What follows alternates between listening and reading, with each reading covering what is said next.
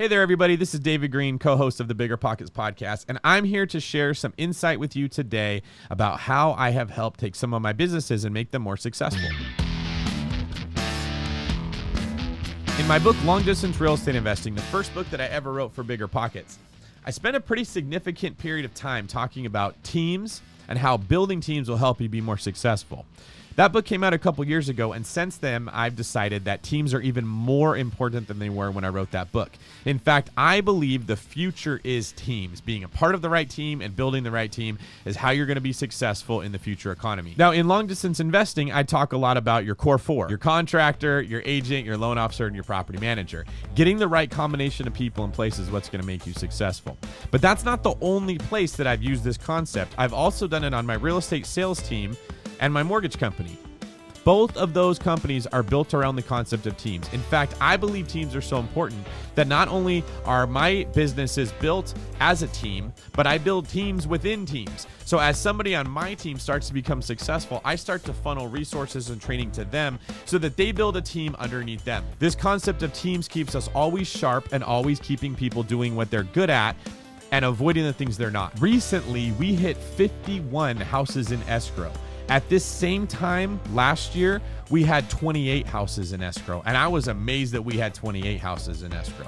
It's going super, super good. We've almost doubled where we were at this time last year. Now, how did that happen? A big reason is because of this team concept.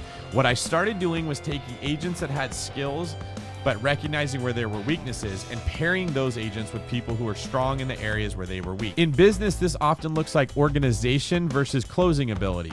So I have agents that can find the right deal for the client. They can show them how this will work to help them accomplish their goals and help them feel comfortable at buying it.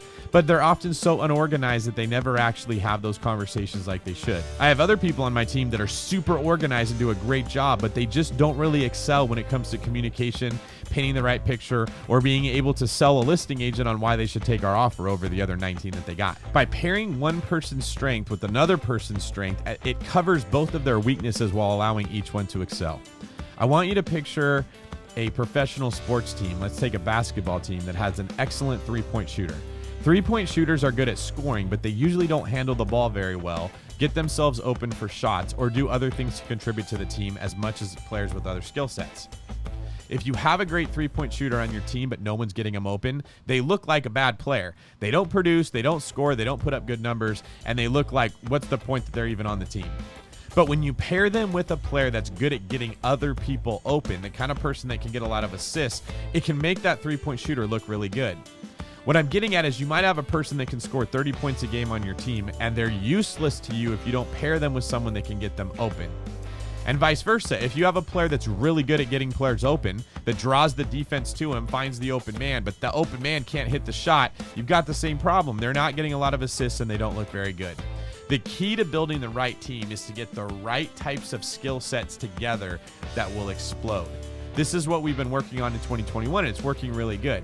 And I just want to share this because it works in other industries other than just this one. Don't pick a partner because they make you feel good or you're friends. That has nothing to do with skill sets. You don't want to pick your partners based on emotional decisions. You want to pick your partners based on a shared value system, a shared direction you're going, and complementary skill sets. So let's say that you're someone who networks and you're really good. You know everybody in town. You want to get into this investing thing.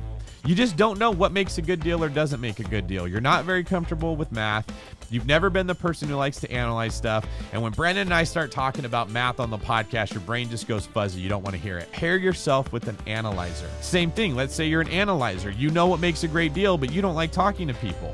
You need to find somebody that can get out there and find something for you to analyze. I've got an example for you that I think makes this really easy to understand, okay? You have to have two parts to having a successful result. The first is a funnel. You need like a business that you can put leads into. In school, we learned about the input machine. You've got the equation, and then you've got the numbers that go into it.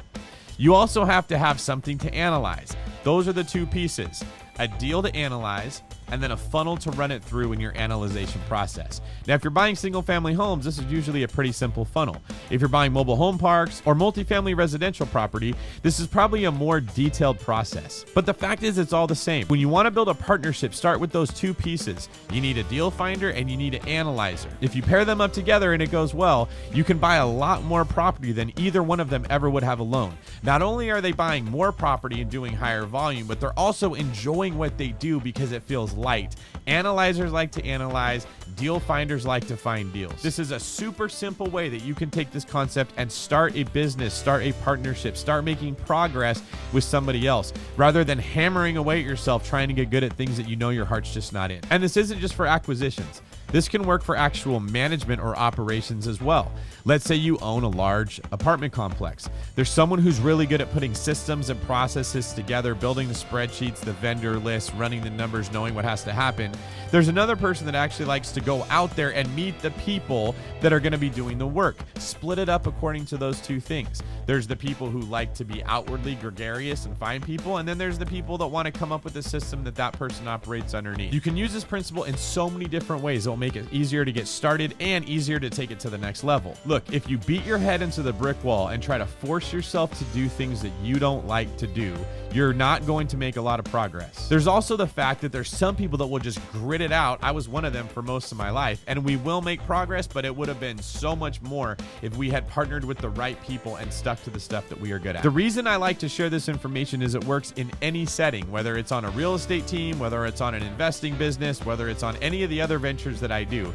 I take this team concept and I apply it to that world, and I see exponential results. If you still don't believe me, let me ask you this question. Let's say that you take professional football and you've got an all-star team. So there's someone that picks the best players from the entire league and makes a team of just them. Then you've got the team that won the Super Bowl the last year. They might have one or two people on that team worthy of being an all-star, maybe 3 or 4 at best.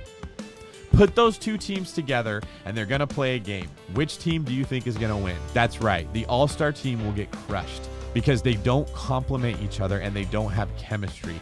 The longer that your team works together, the more chemistry you will build and the more successful you will be. This is why you can't quit. I hope this gives you a different way to think about how to approach all the information that you're getting from us at Bigger Pockets and put it together in a way that makes it more likely that you'll be successful when you start taking action.